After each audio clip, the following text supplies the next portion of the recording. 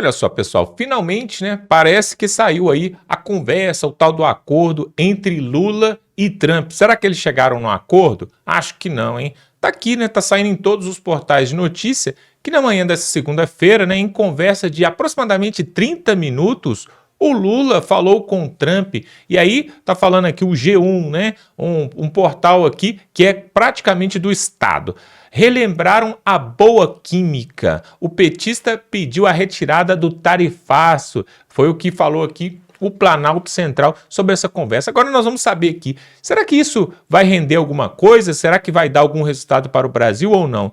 O Lula está falando que quem que entrou em contato foi o Trump, que o Trump entrou em contato com ele, e não foi o Lula que entrou em contato. Ou seja, pessoal, mais uma vez nós vemos aqui o petista afinando e não indo para cima para poder resolver as coisas, né? E olha só, pessoal, tá falando aqui, ó, o Haddad, olha só, a reunião entre Lula e o Trump foi positiva, segundo o Haddad, né? O Haddad, pessoal, que é o ministro da Fazenda, da Economia, que deveria estar resolvendo esse tipo de coisa, não faz nada para resolver e ainda diz que foi positivo. Positivo o quê? Chegaram a algum acordo? Chegaram a algum combinado? Claro que não, né? Porque, na verdade, o Lula foi convidado para ir até lá e se encontrarem de forma presencial, né? Só que o Lula afinou, né? Naquele encontro ali da ONU, onde eles tiveram um encontro ali, imagine você, pessoal, o homem mais poderoso desse planeta te chama para reunir, para conversar, para você resolver os seus interesses do seu país. E você arrega e volta para trás. Foi exatamente isso que aconteceu. Então tá aqui, em conversa de 30 minutos, eles relembram aí a boa química. Inclusive, eles colocaram até uma nota oficial aqui, né, na imprensa oficial, falando sobre isso, né? Aí tá falando aqui no G1 que o presidente Lula do PT teve um telefonema com Donald Trump, conversaram por 30 minutos, blá, blá, blá, blá, blá, blá. Ou seja, pessoal, eles estão querendo dizer aqui que foi o Lula que se encontrou, que quis a ligação com ele, só que não, quem entrou em contato foi exatamente o Trump. E aí falam aqui de uma tal de química. Em nota, o Planalto informou que Lula e Trump relembraram a boa química que tiveram em Nova York, né? E olha só, pessoal, é claro, esse encontro, esse telefonema, deveria ter sido mostrado para todo mundo, deveria ter sido gravado e mostrado para todo mundo, porque é de interesse nacional essa conversa aqui. Só que não, eles fizeram as coisas ali, né? Claro, o Lula não fala inglês, né? Então teve um intérprete, e aí falou daqui, falou dali. E acabou, pessoal, acabou que não chegaram a acordo nenhum e o Haddad ainda fala aqui que foi positivo essa ligação. Não chegaram em acordo nenhum e, por final ainda, o Donald Trump falou assim, quem vai tratar disso a partir de agora, quem vai dar sequência nas negociações sobre tarifaço, sobre novas sanções e tudo mais, vai ser o Marco Rubio, o meu secretário principal aqui, e ele vai tratar com o Geraldo Alckmin. Aí ficou o disco por um dígito. Ou seja, mais uma vez nós vemos o Lula aí arregando, né, indo para trás. Tá aqui, ó. E aí vai falar aqui no portal, na Revista Oeste, fala que o encontro ocorreu depois ali de Washington, né, da ONU. E olha só, o Washington anunciou 50% de tarifa sobre o aço. Vocês se lembram disso, sobre alumínio e outros mais, até sobre o etanol, né? E aí a reunião estava para ser marcada, pessoal, em caráter urgente, justamente para tratar disso aqui, ó, do tarifaço. E aí o Lula poderia ter feito uma videoconferência ali, mostrado para todo o Brasil que ele tem um compromisso mesmo, né, em reduzir os impostos, em reduzir as tarifas, mas não, essa videoconferência foi feita de forma totalmente secreta, assim como também eles querem que seja feito, sabe o quê? O próprio podcast de Jair Bolsonaro, né? O Bolsonaro foi chamado para fazer um podcast, dar uma entrevista e falar sobre a sua situação. E aí o Moraes autorizou, falou, não, pode ir lá, pode fazer o podcast sim. Só que não vai ser ao vivo, como foi todos os outros podcasts que você já viu, inclusive no Flow Podcast, deu mais de 500 mil pessoas online, né? Foi um sucesso geral. Mas não, esse podcast aqui do Bolsonaro, a justiça ali, diz que vai ter que ser gravado e depois eles vão avaliar os trechos que pode ser divulgado. Assim também foi a reunião do Donald Trump ali, que o Haddad diz ser positiva. E olha só, pessoal, por falar em Jair Bolsonaro, essa reunião ali entre Trump e essa ligação entre Trump e Lula Na verdade, o que eles deveriam debater ali sobre as tarifas, mas por que o Lula não faz isso? Porque o Trump vai questionar ele exatamente isso aqui, ó. Como que está a anistia? Como que está o ex-presidente Jair Bolsonaro? Vocês vão soltá-lo ou não? E aí tá aqui, ó, notícia aqui em primeira mão. O relator do PL da anistia falou em votar o texto, calma, votar o texto na quarta-feira. O que é isso, votar o texto? Seria somente colocar em pauta aquilo que vai estar em questão no futuro, mas ainda não é a votação para falar se vai ter anistia ou não. Ou seja, eles estão embarrigando o negócio, estão empurrando para ver se empurra esse negócio para o ano que vem.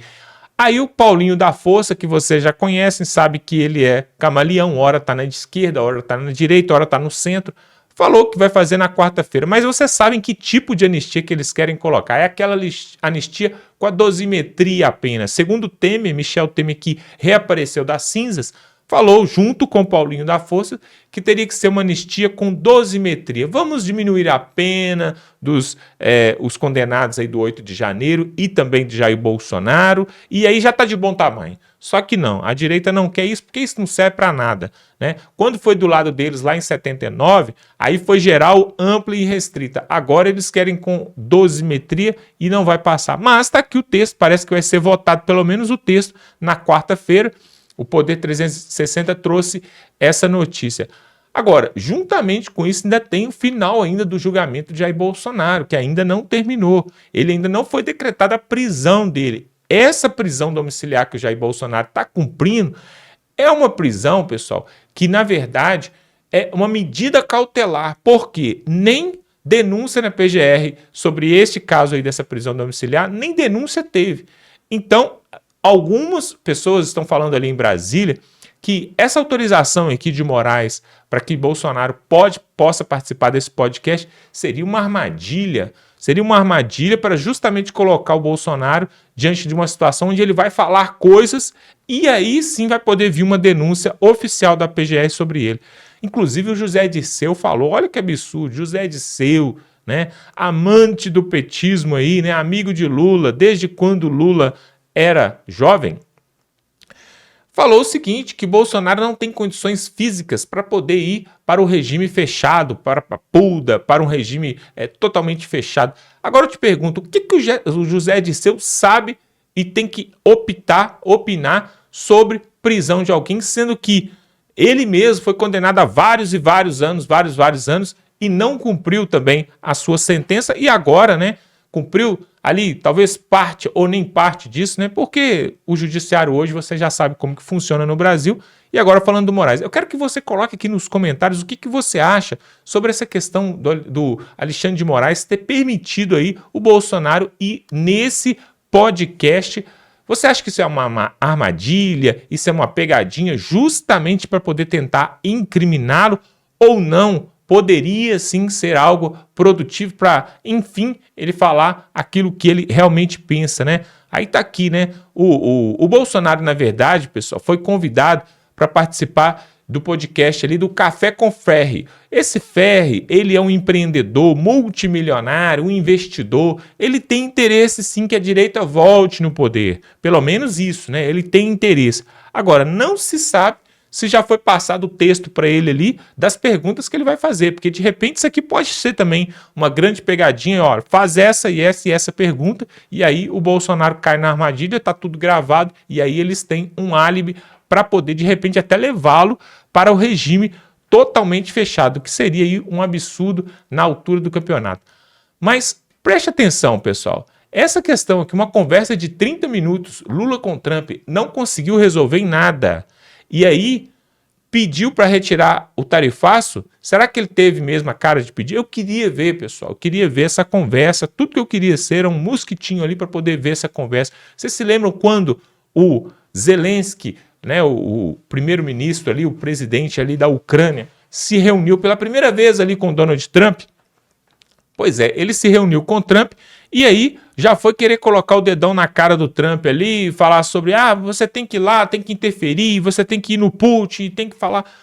O Trump o colocou no seu lugar, falou com ele, opa, calma aí, você vem aqui na Casa Branca e quer me dar ordem daquilo que eu tenho que fazer.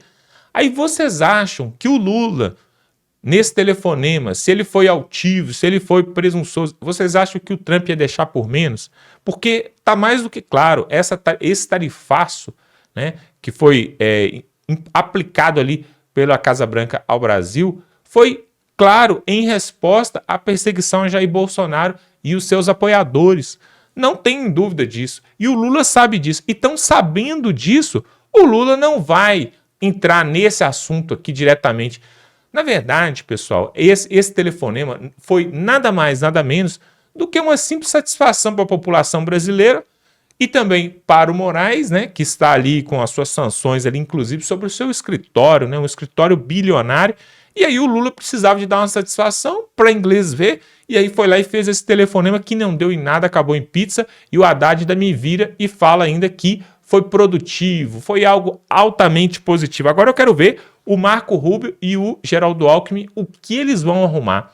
A verdade é o seguinte, pessoal, a verdade é que todo esse tarifaço aqui diz respeito a Jair Bolsonaro e aos abusos que têm acontecido ali em Brasília, com a direita principalmente. E o próprio Alexandre de Moraes, que tem interesse nesse telefonema aqui de Lula com Trump, o próprio Alexandre de Moraes, foi feita uma pesquisa, uma análise ali e verificou-se que o escritório da esposa do Alexandre de Moraes, né, o Barsi ali, né, o escritório de advocacia, ele perde nada mais, nada menos do que cerca de 140 milhões de reais só nesses últimos 4 meses do ano, para acabar o ano, por causa dessas sanções, dessas aplicações ali dos Estados Unidos em cima, tanto de Moraes quanto também do escritório ali da esposa do Moraes. Ou seja, aí você para pensar, se eles estão perdendo em 4 meses 140 milhões de reais, o que será que ele não já ganhou nesses outros anos todos aí com esse escritório aberto? Ou seja, o Paulo Figueiredo, né? Paulo Figueiredo que ali está exilado ali nos Estados Unidos, inclusive falou sobre essa situação e ele falou o seguinte, inclusive até o Eduardo Bolsonaro também, falando que o Alexandre de Moraes é bilionário, com B de bola e I de índio, e o poder que ele tem não é só jurídico da caneta e não é só político, tendo também o seu amigo Lula ali na presidência, mas seria sim um poder altamente financeiro por causa desse escritório que gera aí em torno de 30 a 35 milhões por mês. 30 a 35 milhões por mês, o que daria aí em torno uma fortuna, mais de 3 bilhões de reais aí para a família Barsi, né? Isso são as conversas aí extraoficiais que acontecem nos bastidores aí falando sobre o escritório de Alexandre de Moraes, que é concorrente aí do Bolsonaro. E alguns falam até, pessoal, só para terminar aqui com a cereja do bolo, muitos falam que a missão, né, o sonho, o ideal aí de Moraes seria em 2030 concorrer à presidência do Brasil, pessoal. Durma com esse barulho. Você já imaginou? Eu quero que você coloque aqui no Brasil para qual país você vai fugir se isso acontecer, pessoal. Vai para o Uruguai, vai para o Paraguai, para onde você vai. Inclusive a Argentina está muito bom, porque lá eles estão querendo fazer o dólar, né? O Milei está querendo fazer o dólar ficar 1 a 1 com a moeda da Argentina. Se isso acontecer, vai ser excelente. Pessoal, olha que absurdo, né? O Lula se liga ali pro Trump só para poder dar uma satisfação para inglês ver, enquanto isso o Bolsonaro está preso e o Moraes com patrimônio multibilionário. E segue o jogo, pessoal, segue o jogo. Agora a presidência do STF mudou, né? Agora nós temos ali ninguém mais, ninguém menos do que justamente o Fachin agora que é o líder, e o Fachin já alfinetou o Barroso, falando que vai fazer tudo diferente, que elogiou alguns pontos da presidência, da última presidência do STF e tal, mas falou assim, queremos fazer tudo diferente. O que será que o Fachin vai aprontar? Será que vai sobrar também para o Jair Bolsonaro? Outro fato interessante também foi que a PGR pediu para o André Mendonça cancelar a denúncia contra Bolsonaro. São coisas que acontecem que você não entende. A PGR até pouco tempo atrás estava na cola, né, do Jair Bolsonaro e dos seus apoiadores. Agora pedindo para o André Mendonça para poder cancelar, dar uma canetada ali, cancelar a denúncia contra o Jair Bolsonaro. Tudo isso, pessoal, nesse circo chamado Brasil. Nós vamos ficando por aqui. Se você gosta desse tipo de conteúdo, te convido para se inscrever aqui embaixo, dá um like nesse vídeo e estamos juntos.